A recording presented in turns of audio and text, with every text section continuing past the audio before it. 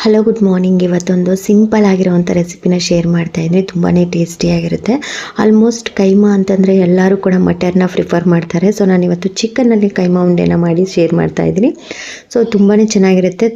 ಒಡೆದೋಗುತ್ತಾ ಅನ್ನೋ ಟೆನ್ಷನ್ ಅಂತೂ ಇಲ್ಲವೇ ಇರಲ್ಲ. ಸೊ ಅದಕ್ಕೋಸ್ಕರ ನಾನು ಇದಕ್ಕಿದ ಬೇಳೆನ ನೀಟಾಗಿ ಸಿಪ್ಪೆ ತೆಗೆದು ಇದು ಮಾಡ್ಕೊತಾ ಇದ್ದೀನಿ. ಒಂದು ಚಿಕ್ಕ ಜಾರಿಗೆ ಸ್ವಲ್ಪ ಕೊತ್ತಂಬರಿ, ಸ್ವಲ್ಪ ಹಸಿಮೆಣಸಿನ್ಕಾಯಿ, ಒಂದು 2-3 ಸ್ಪೂನಷ್ಟು ಕಡಲೆನ ಹಾಕ್ಕೊಂಡು ಚಿಕನ್ ಬೋನ್ಲೆಸ್ ತೊಗೋಬೇಕು. ಅದನ್ನು ಕಟ್ ಮಾಡಿಕೊಂಡು ಅದೇ ಜಾರ್ಗೆ ಸೇರಿಸ್ಕೊಂಡು ನೀಟಾಗಿ ಮಿಕ್ಸ್ ಮಾಡ್ಕೊಳ್ಳೋದು. ಮಿಕ್ಸಿ ಮಾಡ್ಕೊಂಡಿದ್ದಾದಮೇಲೆ ಸ್ವಲ್ಪ ಶುಂಠಿ ಬೆಳ್ಳುಳ್ಳಿ ಪೇಸ್ಟು, ಸ್ವಲ್ಪ ಗರಂ ಮಸಾಲ, ಸ್ವಲ್ಪ ಸಾಲ್ಟ್ ಇಷ್ಟನ್ನ ಹಾಕಿ ನೀಟಾಗಿ ಮಿಕ್ಸ್ ಮಾಡ್ಕೊಳ್ಬೇಕು. ಸೈಡ್ಗಿಟ್ಟು ರುಬ್ಬೋದಕ್ಕೆ ಮಸಾಲ. ಇವಾಗ ಈರುಳ್ಳಿ, ಕೊತ್ತಂಬರಿ ಸೊಪ್ಪು, ಪುದೀನ ಸೊಪ್ಪು, ಟೊಮೊಟೊ, ಶುಂಠಿ ಬೆಳ್ಳುಳ್ಳಿ ಪೇಸ್ಟು.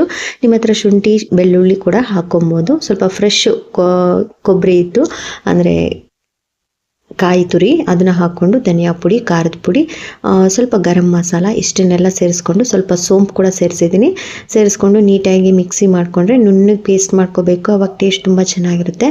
ಸ್ವಲ್ಪ ಆಯಿಲ್ಗೆ ಈರುಳ್ಳಿ ಹಾಕ್ಕೊಂಡು ರುಬ್ಬಿರೋವಂಥ ಮಸಾಲೆನೂ ಕೂಡ ಹಾಕ್ಕೊಂಡು ಚೆನ್ನಾಗಿ ಫ್ರೈ ಆಗೋದಕ್ಕೆ ಬಿಟ್ಟು ನಾನು ಅಷ್ಟರಲ್ಲಿ ಉಂಡೆ ಕೂಡ ಮಾಡಿಕೊಂಡೆ, ಕೈಮಾ ಉಂಡೆನ. ಸೊ ಇವಾಗ ಫ್ರೈ ಆಗಿದೆ.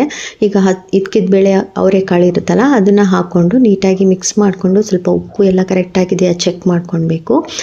ಸೊ ಇವಾಗ ನೀಟಾಗಿ ಮಿಕ್ಸ್ ಮಾಡ್ಕೊತಾ ಇದ್ದೀನಿ. ಇವಾಗ ಸ್ವಲ್ಪ ಅರ್ಧ ಬೆಂದಮೇಲೆ ಇದಕ್ಕಿದ ಅವರೆಕಾಳು ಇವಾಗ ಕೈಮಾನ ಸೇರಿಸ್ಕೋಬೇಕು.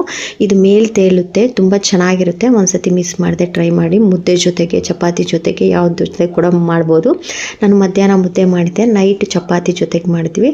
ಫುಲ್ ವ್ಲಾಗ್ ಚೆಕ್ ಮಾಡಿ.